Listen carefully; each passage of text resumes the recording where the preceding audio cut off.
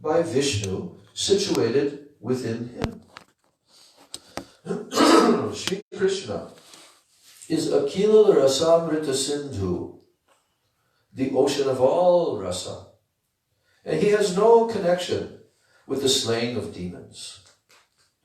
So Sri Krishna descends to delight his bhaktas with his playful pastimes to increase their transcendental bliss. Jai Shri Shri Guru Gauranga Gandharvika Giridhari Shri Shri Radha Govinda Jiva Ki Jai Shri Nitai Gauranga Ki Jai Shri Giriraj Govardhana Ki Jai Jai Shri Jagannatha Baladev Subhadra Sudarshan Chakra Jiva Ki Jai Jai Shri Nishinga Bhagavan Ki Jai Bhakti Prabhu Shri Prahlad Maharaj Ki Jai Gaura Premanandi Jai Jagannath. Now, what does Krishna descend for? Because he's not descending for the purpose of slaying demons. That's not his purpose. Because that's not done by him. Sri Krishna, the son of the king of Braja. Is that slaying of demons is not done by Krishna. That Nandanandan Krishna, that Yashodanandan Krishna. No, no, no. It looks like he's killing them. The various demons in Braj and so forth. But no, it's not Krishna who's killing them. And this has to be understood. This is a very important tattva for Gaudiya Vaishnavas and everyone to understand. That within Krishna are all of his other avatars, all of his incarnations, all of his other expansions. They're all within Krishna, eternally. They're all within Krishna. So they have different functions. But Krishna's function is to do what? Only one thing. To taste rasa. And to bestow rasa upon his devotees. So to delight his own bhaktas by his playful pastimes, that Parabrahma Sri Krishna descends to this world. Sri Krishna descends to delight his bhaktas with his playful pastimes, to increase their transcendental bliss. That's why he descends. And while he is manifest, non-devotees do not recognize him, and they mistake him to be an ordinary man. Kamsa, Jarasandha, Duryodhana, Kalyavana, they were all adversaries of Bhagavan, and they did not grasp that he is Bhagavan. Duryodhana wanted to make him his prisoner. Jarasandha assailed him 18 times, hoping to strike him down. Paundraka Vasudev, with his 2 natural arms and his 2 artificial ones, alleged, "Oh, I am the real 4-armed Vasudeva, worship me." So these malevolent, demoniac people, they cannot understand Krishna's identity. They cannot understand Krishna's identity because they're malevolent, demoniac people. And Krishna only reveals and reciprocates with his devotees. So Bhagavan, Shri Krishna declares in the Gita, chapter 4, verse 8, Paritranaya sadhunam vinashaya chadu dharma samstapanarkaya sambhavami yuge yuge. So he says, I descend to establish religion, dharma samstarpanartha, to establish dharma. And I also descend to destroy the demons. Vinashaya duskritam. And I also descend to protect my devotees. Paritranaya sadhunam. So, nonetheless, the ultimate purpose of his advent. Now, Krishna is telling this in the Gita. This is why I descend. But really, is that why Krishna descends? Is that his ultimate purpose? Yes. To free his devotees, his sadhus, that are being oppressed? Or to kill those oppressors? Or just to establish dharma within this world? He also says, yada yada, in the verse before this one quoted, Yada yada hi dharmasya glanir bhavati bharata.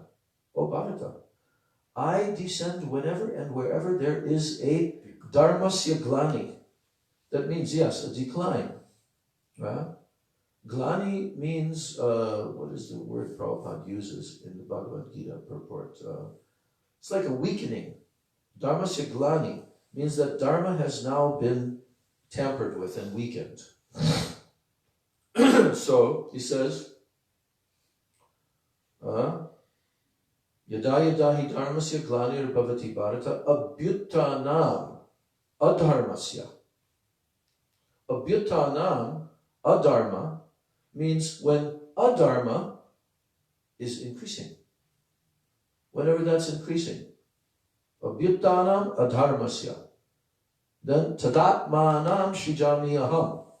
There, at that time, I personally manifest myself. Shrijami means I manifest myself. So those two verses in the 4th chapter of the Bhagavad Gita, they're probably the most famous verses known by most Hindus. Because if you ask them, have you read Bhagavad Gita?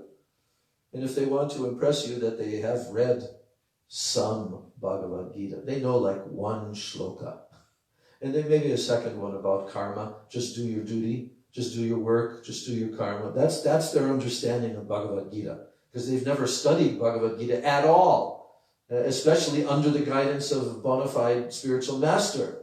So they don't know really anything about the Bhagavad Gita, and therefore they also don't really know anything about Krishna. You see, they have so many misconceptions about Krishna. But Krishna is stating here, this is why I come to this world. But particularly paritranaya sadhanam, main thing for his devotees. But actually, that's not the Nandanandan Krishna who's speaking. In the Bhagavad Gita, which Krishna is speaking? Yes, Vasudeva Nandana, Devaki Nandana Krishna. He's there on the battlefield. He's the one that's delivering this. Why? Because it's his duty to establish Dharma. It's not Krishna's duty. Krishna's duty is to expand rasa unlimitedly, infinitely, and taste infinite rasa. And if we read Chaitanya Charitamrita, 4th chapter, also 3rd chapter of Adi Lila, there we see exactly why Krishna is coming into this world. I want to display a dramatic performance of my pastimes and taste rasa that has never been tasted before, that no one has ever seen before. And for that purpose, I'm going to bring all my devotees from Goloka Vrindavan and descend into this world and display this glorious dramatic performance like Ras Leela. No one ever has even remotely billions of miles distance away done anything to compare with Ras Leela. Because only this Bhagavan, who is the origin of all rasa, who is the Swarupa, who is the very embodiment of rasa. That's what's being established in this verse by Vishwanath Chakravarti Thakur in the beginning of this book. So, Krishna's duty, he doesn't have any duty. There's nothing that he has to do, because he's the supreme enjoyer. And that's the highest conception of God. So this word God, you know what Gurudev has told about the word God, generator, operator, destroyer, like this. And also, there's a story told in Prabhupada's Nectar of Devotion that there was one German scholar, and he was attracted to India. And he came to India, and he wanted to find out, because he saw so many different temples. There's this temple where there's a ghastly female form with many arms in her. And then there's another temple with a person like a mad yogi with matted hair and snake around his neck and holding a trident and dressed in a deer skin. And then there's another temple with other various forms, forearms, and like this. But he came to Vrindavan. And there he saw all these temples of this one deity that is standing in a very relaxed manner. Not very straight, but very relaxed, very suave, debonair, holding a flute. And they said, this one, he must be God. He must be actually the real topmost God. Why? Because he's not doing anything. He's just happy. He's just enjoying. So he concluded that, yes, this is the one. So through intelligence, he ascertained that, and later on, he met Srila Bhaktisiddhanta Saraswati Thakur and became his disciple. He actually wrote a whole book. He's originally from Austria. Forget his name. Actually, he didn't meet Bhaktisiddhanta directly. He met his disciple, the German disciple named Sadananda. He met him. And he met him in a prison during the Second World War. Not really a prison, but it was like a camp where they were keeping all the foreigners during the Second World War. And he met him in there. And he tells in his whole book how he heard all this philosophy. But before he met him, he had wandered all over India, Nepal, everywhere, searching for the truth, you see. So he came to that conclusion when he saw the form of Krishna. So this is the main thing that has to be understood. This is Srimad Bhagavatam is explaining the highest and ultimate conception of Godhead. The ultimate conception of the Janmadhyasya Yataha, the source from whom everything comes. But the Christian conception and all other lower conceptions are that he's the all-powerful, all-majestic, all-opulent, supreme being who controls everyone and everything, which is true. And when he wants to manifest that aspect of himself, he appears as Lord Narayan and has unlimited Vaikuntha in the spiritual realm. And every planet is bigger than even one of our universes. Every planet, every Vaikuntha planet is bigger than our entire universe. So there's no scarcity of opulence and majesty. And there, everyone is his servant, and everyone understands he is God. He is the supreme being. But the term God is not sufficient, because God means mainly concerning this universe and its creation. So that's all you get in the Bible. And I know that because I studied it for 9 years when I was growing up, sent to a Christian school. So that's all that you're going to find about God. And you won't even find any description what he looks like, where he lives, what does that look like, what does God do all the time? Nothing. What does he have relations? What are his relationships? Oh, well, you see, there's some angel kind of figures hovering about him, but nothing else. So you can believe in that because it's true. There is such a being. And especially in our universe, it's a personality more like Lord Brahma, more like him. He's more godlike in that sense because he's creating. But he's not really even creating. He's only manufacturing. He didn't create the materials. He didn't create those materials. Who created those materials? Where did all the materials come from that he's manifesting? Mahasankarshan. Well, yeah, but specifically, it came from the lotus stem of the lotus flower that he's manifested on. Yeah.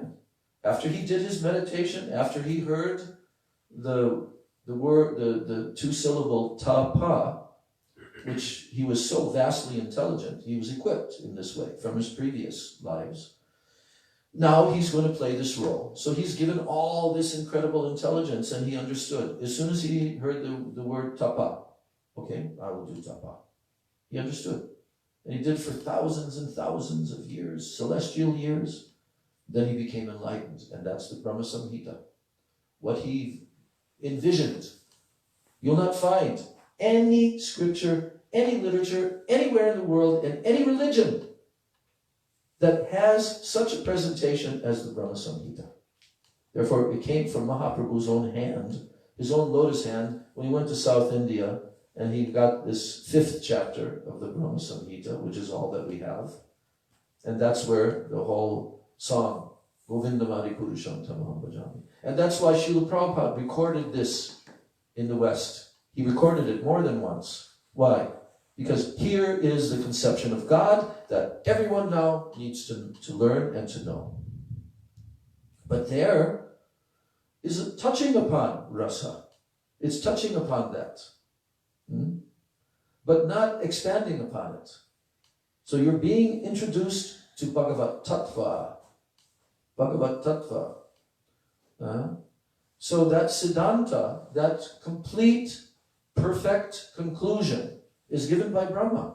He's our Adi Guru of our Sampradaya. And he's not the only one that has realized this Krishna conception. But no one has ever given the Krishna conception that has been presented by Sri Chaitanya Mahaprabhu. Bar none. And you can try all you want to examine any of the other acharyas that have ever appeared, what they have given, any of the other incarnations, what they have given, and no one comes close to what Chaitanya Mahaprabhu has given. It is the complete, as Srila Bhakti Rakshak Sridhar Maharaj says, full-fledged conception of Godhead. Okay. So that's what Vishwanath Chakravarti Thakur is presenting in the beginning of his book. He wants to establish on the basis of Shabda Praman that Krishna is the emporium of all rasa, and it's proven in the highest Praman called the Srimad Bhagavatam, the highest evidence amongst all other Vedic literatures, the cream of all Vedic knowledge. It is proven in Srimad Bhagavatam, and how the 12 rasas, 5 primary rasas, 7 secondary rasas, he is the embodiment of all of them. And that's what he does. That's what God does. He simply expands his enjoyment unlimitedly to taste what? Rasa. That's all. Yesterday I was hearing Srila Bhakti Rakshak Sridhar Maharaj, and he was telling that if there's any philosophical question about anything, but particularly existential questions, why are we here? What is this world?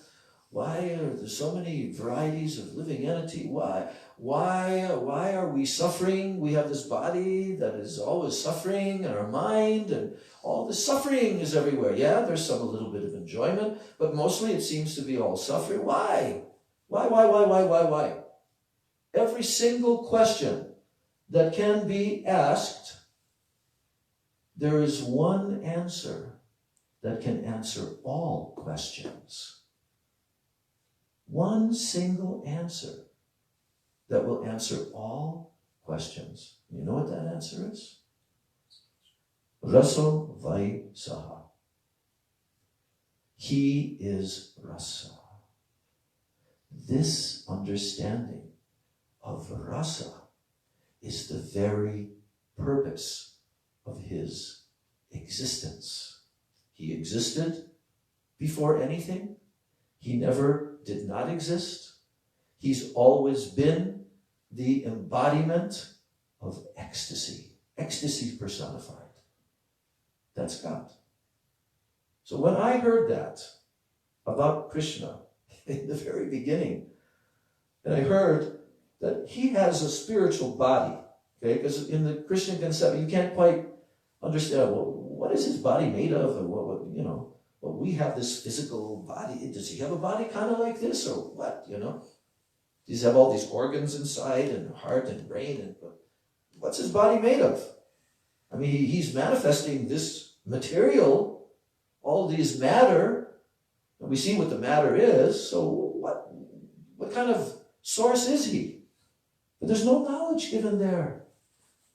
No knowledge given about what is he composed of. He's a substance. In the second verse of the Srimad Bhagavatam, first canto, there he's described. It is said there, Dharma projita koitavo taparamo nirmatsaranam satam vedyam vastavam atra vastu shivadam tapatrayon mulanam. Vastava vastu. That goes in the Jaiva Dharma. Long explanation is given there in the beginning of the Jaiva Dharma. What is a vastava vastu? Or what is even a vastu? You ever heard that term before? So what is a vastu? Manifestation.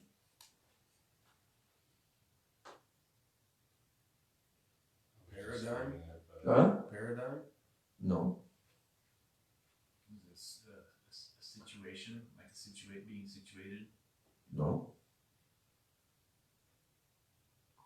A vastu is a substance.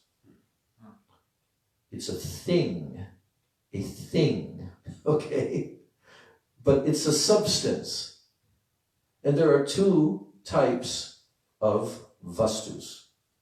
That's why you have this, what's it called? Vastu Shastra. People like to get into that nowadays, to arrange everything according to vastu. You've heard of that, right? Feng Shui, they call it. In Chinese is an offshoot of the Vastu Shastra, Vastu Shastras in the Vedas. It tells you how to build a city, where to put the temple, which direction this should face. When you build a house, should the bathroom face in this direction or that, and so forth. So it's called Vastu, because you're dealing with objects, things, substances. But to understand the totality of all existence, you have to understand what comprises existence. What different substances and things are in all existence. So therefore, the Jaiva Dharma is explaining from the beginning, because the title of the book is Jaiva Dharma. And Dharma means what? What? Duty? No. No. Purpose. No. Constitution. Yes, constitutional nature of something is called its dharma of something. Now, to give an example, water. What's the dharma of water? It's wet. Liquid. Right, it's liquid. Can that dharma, liquid state, be changed? Yes. How? By freezing. Yeah? Any other way? If you freeze it, Steam. if you freeze it, does it always stay frozen? No. What will happen? Melt. If something Heat. comes in contact with it, what happens? It goes back to its original state. Then if you evaporate it, like is going on with the sun and the ocean continually, but then what happens? When coolness comes, it goes back to its original state of liquid. So the dharma of water is liquid. Everything has a dharma. Everything has its constitutional qualities and nature. Okay? So the jiva dharma, meaning the jaiva dharma, the dharma of the living entity, is called his dharma, jaiva dharma. Or it's also called sanatan dharma. Sanatan means permanent. Permanent dharma. His eternal dharma. It will never change. So what is that permanent dharma of the living being? What is that? Serve Krishna. Yes. But even if you say to serve Krishna, ultimately yes, but his actual function is to serve. Is to serve. And that can never be changed. And we see that in the material world. Most people want to be served. And they want to ascend to different positions in which everyone or more and more people are serving them in various ways.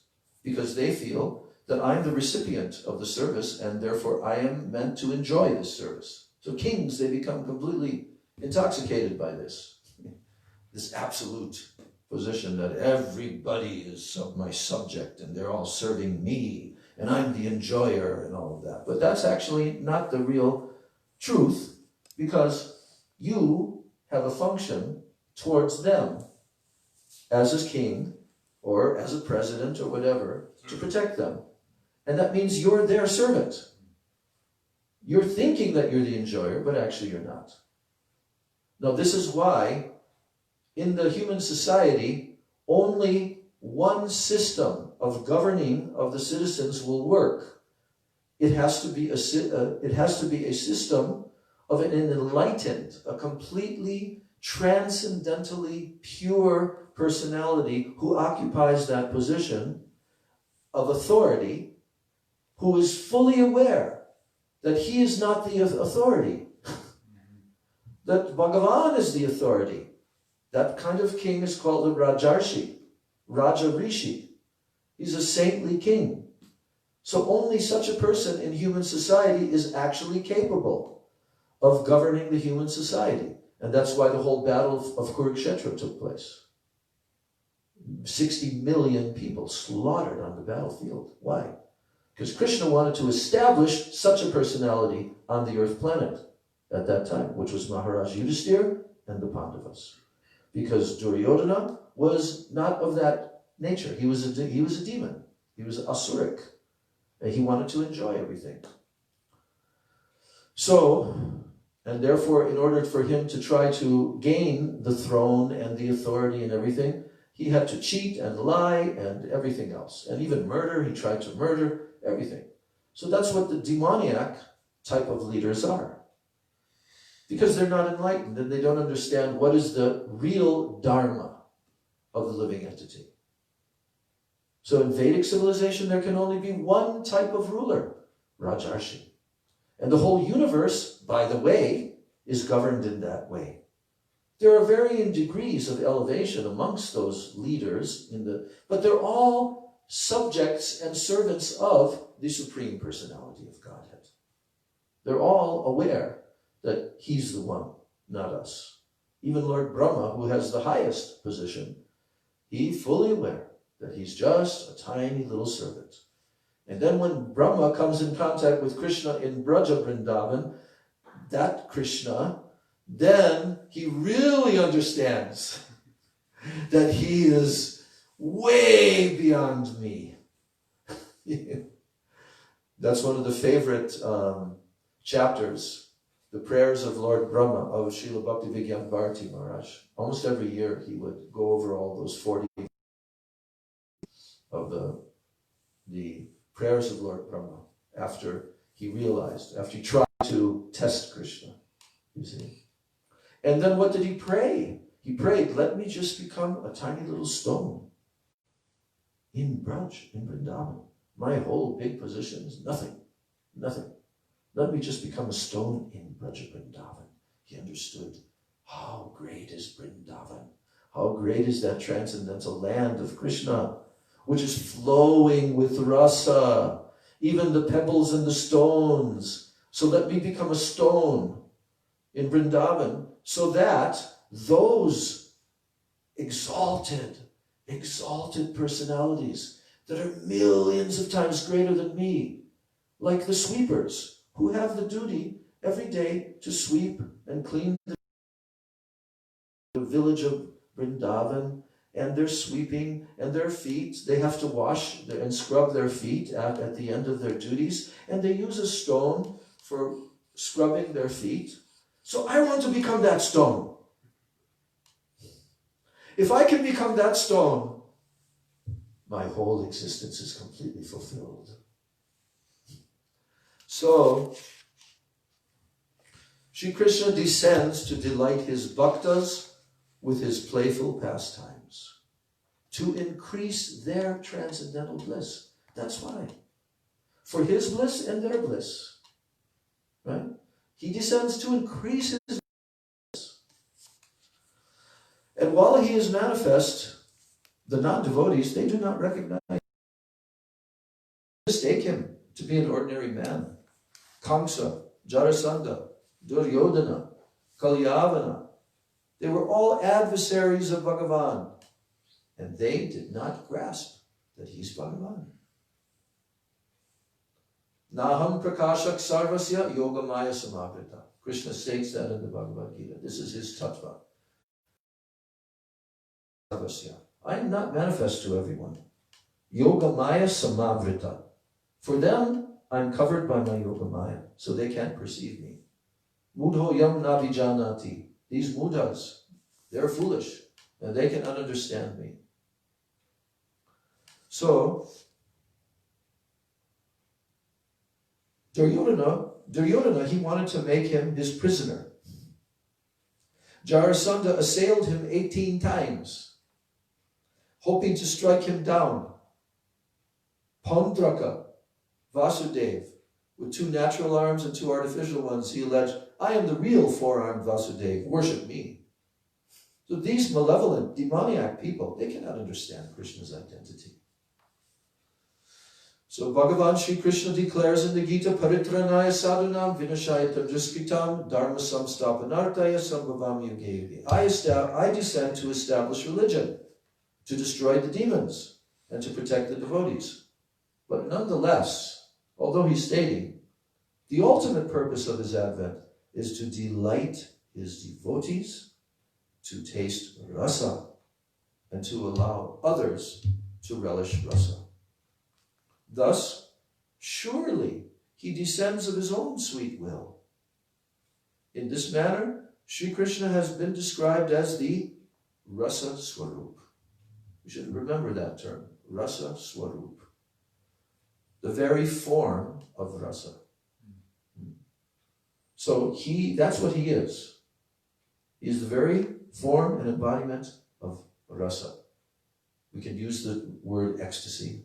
Srila Sridhar Maharaj uses that term, ecstasy. Ecstasy is personified. And he has been described in this way as the Rasa Swarup in the Upanishads.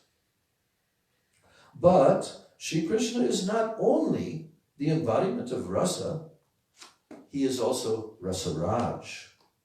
He is the king of rasa. Rasaraj. And he is the intrinsic form of not just one rasa. No. He's the intrinsic form. He's the totality of all rasas. That's why Rupa Goswami, in his first verse of his entire Bhakti Rasamrita Sindhu, he composes this verse to describe how Krishna is Akhil Rasamrita Murti. Murti means the form. Akhil means complete, all. Akhil Rasa Amrita, the nectar of rasa. He is the embodiment of the nectar of all rasa. And then he proceeds to describe how Krishna, that personality is in the center, and all are being attracted to him. All the gopis are being attracted to him. All the different types of gopis. And he is commanding them just by being the complete Akhil Rasamrita Murti. So he is rasa personified. Therefore, Lila Sukha says, Shringar rasa sara sarvasvam. Shringar rasa sar sarvasvam. Shringar rasa sar sarvasvam. That means he is transcendental amour. That is called Shringar rasa. The conjugal. Amour. He is that. Shringar rasa. And indeed, he is the king of rasa, and he is its essence. He is the essence of that rasa. So the deity of prema is the Shringar rasa laden,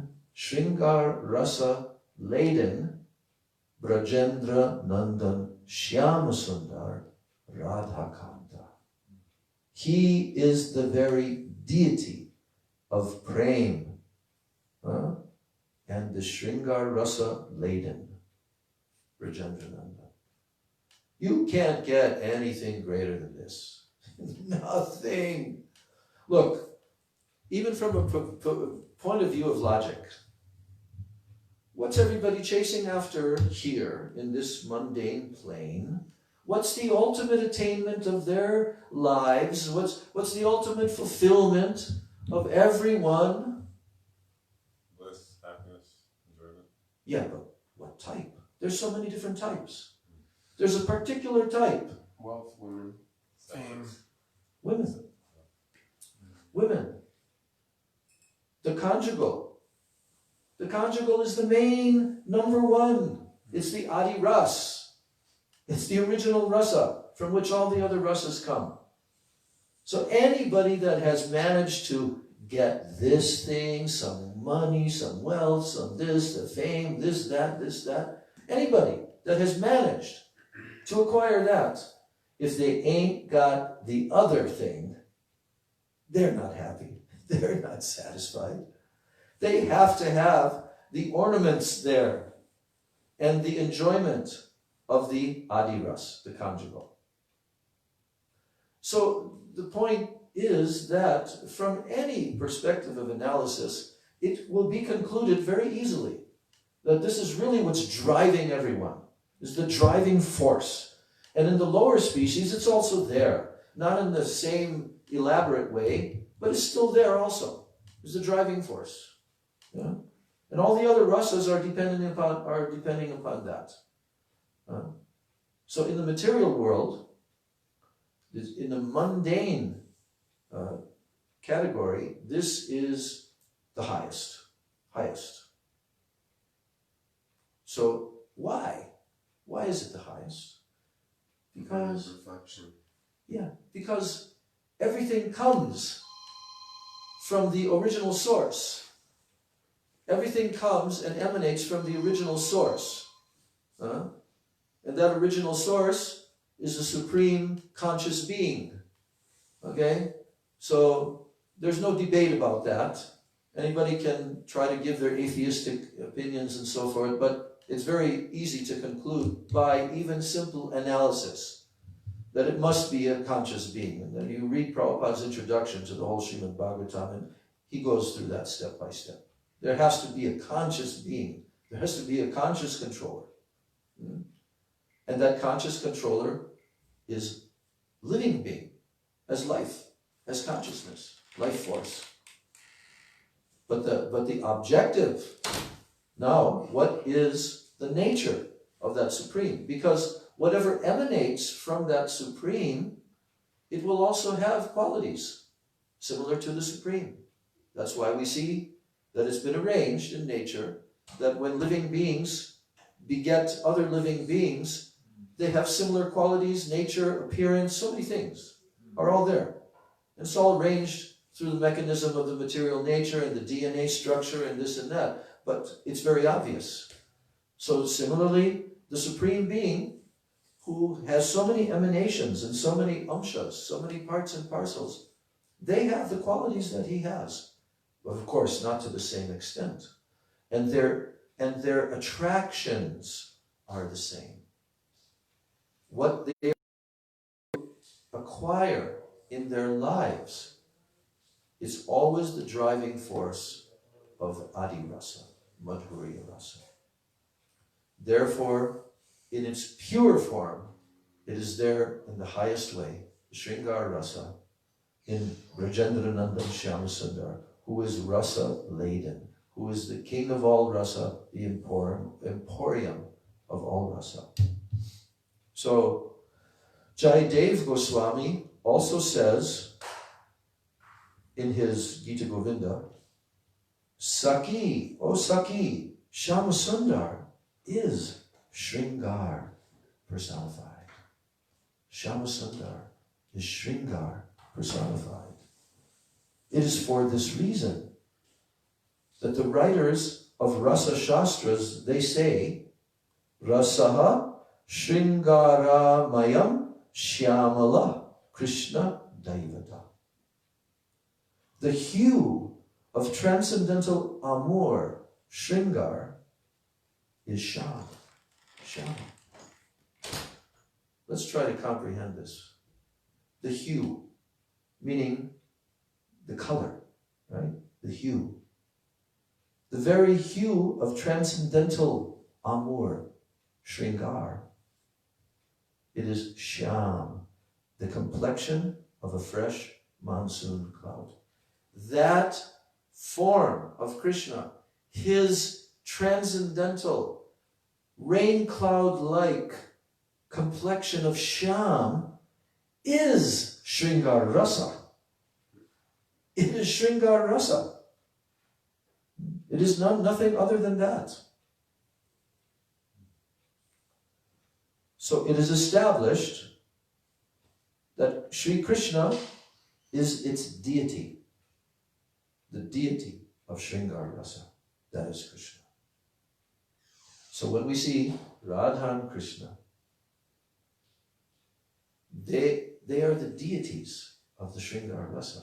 They are the ultimate worshipable objects, and they are the ultimate objects to be tasted by the worshippers. And ultimately, Shringar Rasa.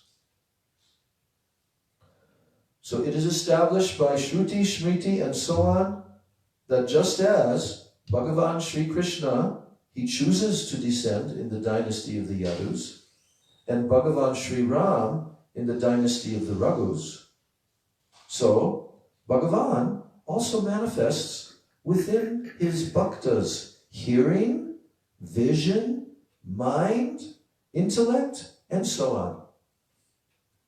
Therefore, the devotees can identify him as Bhagavan, while the non-devotees, they certainly regard him as an ordinary man. Because Krishna can manifest or not. And this is why he manifests only to his devotees. They can understand him to some extent. Yes, so therefore the devotees can identify him as Bhagavan, while the non-devotees certainly regard him as an ordinary man.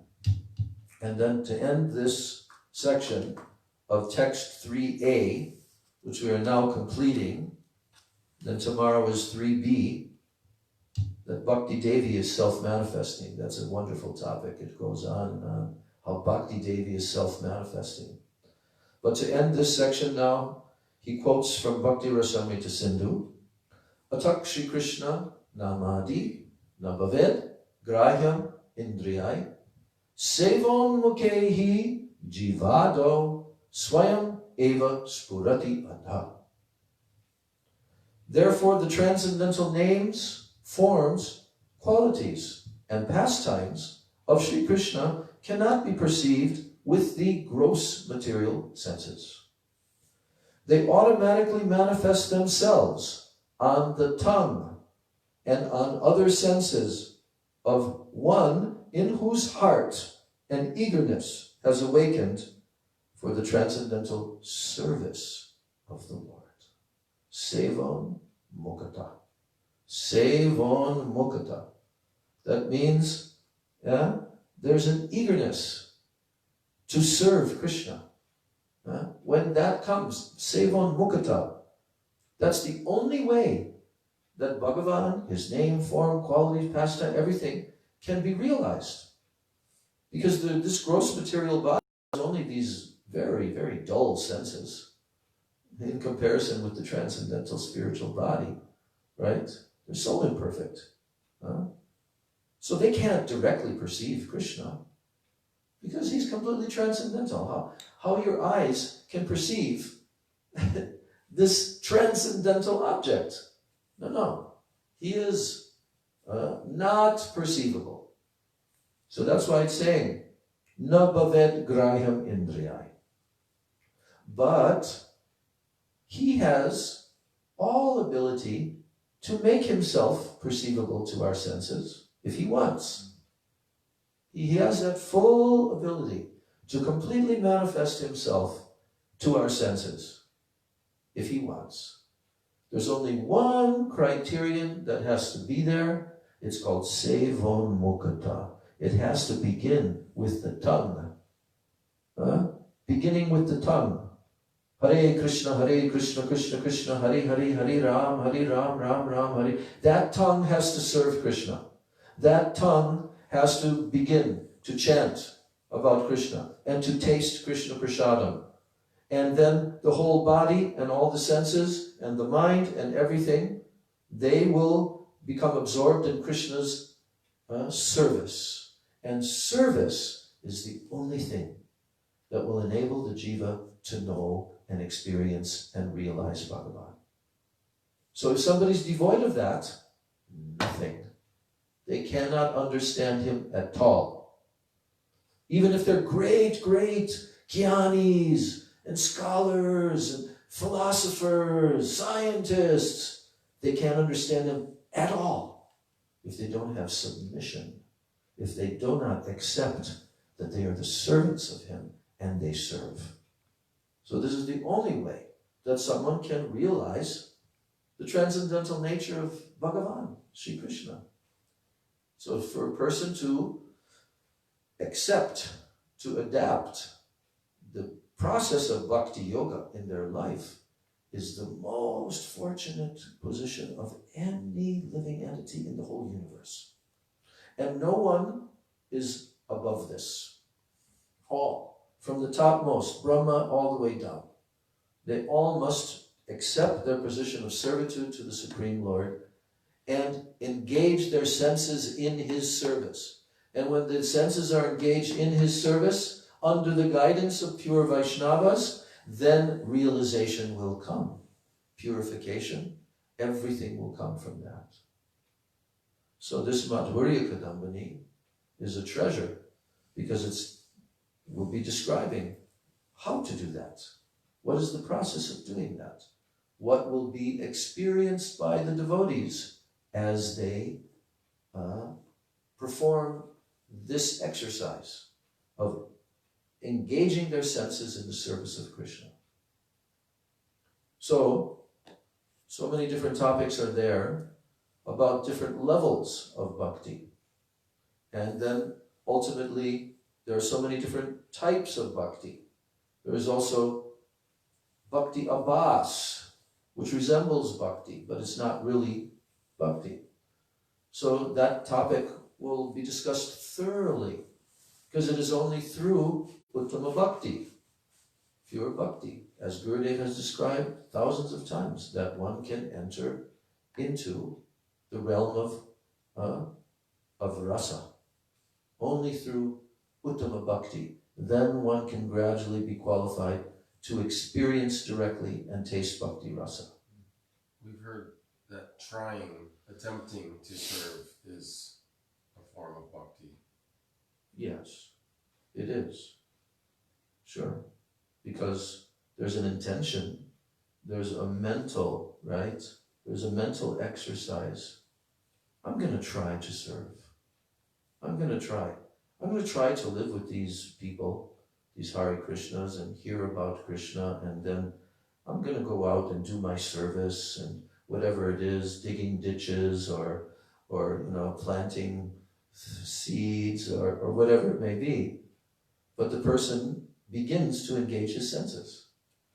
And so that engagement of the senses is the beginning of bhakti, because it's done under the guidance and it's done with some intention that I'm going to be a servant. Now, they may not have understood very much bhakti tattva, but from the beginning, if they're introduced and there's a mood of acceptance, like we meet these kind of people, brand new people sometimes, they're just open.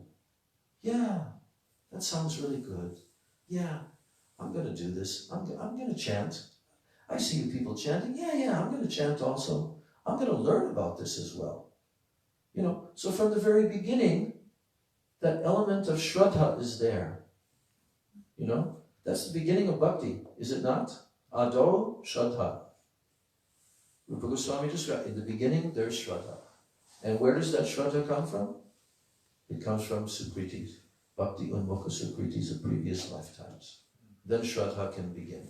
So wherever there's even the slightest hint of Shraddha, there, in a distant way, Bhakti is beginning to manifest.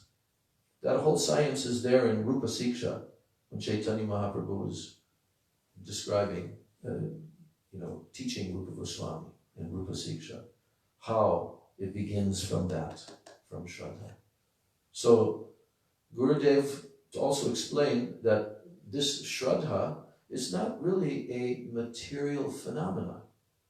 Like in this world, when we believe something, we have faith in something, so we call that, faith. But this faith of Shraddha is not a material phenomenon.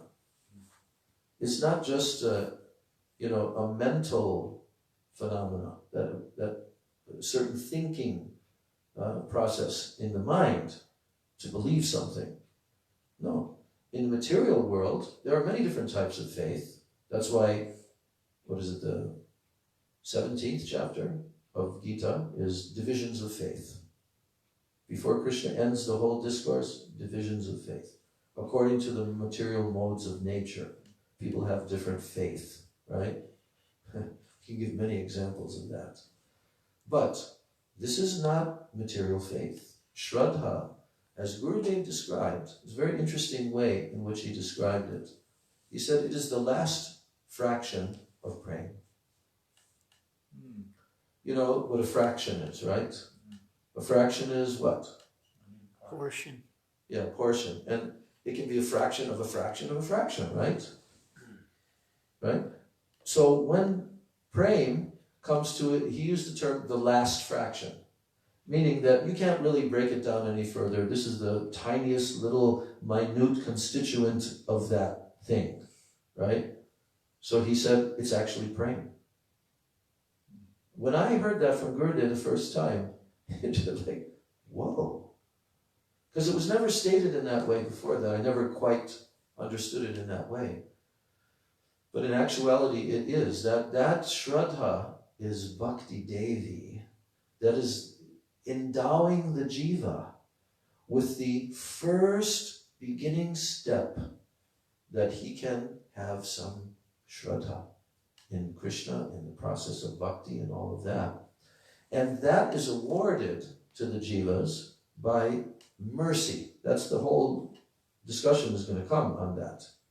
How Bhakti Devi is self-manifesting for the jivas in this material world. So that manifestation of Shraddha is coming about through the previous lives, mercy being received by the jivas. And Agyata Sukriti, Gyata Sukriti, Bhakti Unmukha Sukriti. And then coming in contact with the elements of bhakti, then Shraddha comes. Shraddha. So we all, every single jiva in this material universe will go through that. And that will take place over a period of lifetimes. They will acquire the Sukritis, and then it will mature in the form of meeting the sadhus, coming in contact with the holy dham, with holy shastras, with mahaprasadam, with all these different elements of bhakti. And then the jiva now begins on that path. Gaur Premanande, Jai Srila Vishwanath Chakravarti Thakur Ki Jai, Srimad Hurya Kadambani Ki Jai, Srila Prabhupada Ki Jai, Srila Gurudeva Ki Jai, Srila Panuka Guru Varga Ki Jai, Sachinandana Gaura Hari Ki Jai, Sri Nityananda Mahajana Ki Jai, Sri Panchatattva Ki Jai, Samaveta Bhakta Vrinda Ki Jai, Nitai Gaur Premanande. Bhaktivedanta Padmanabha Maharaj ki jai. Hare Krishna, Krishna Krishna, Hare Hare, Hare Rama, Rama Rama, Hare Hare.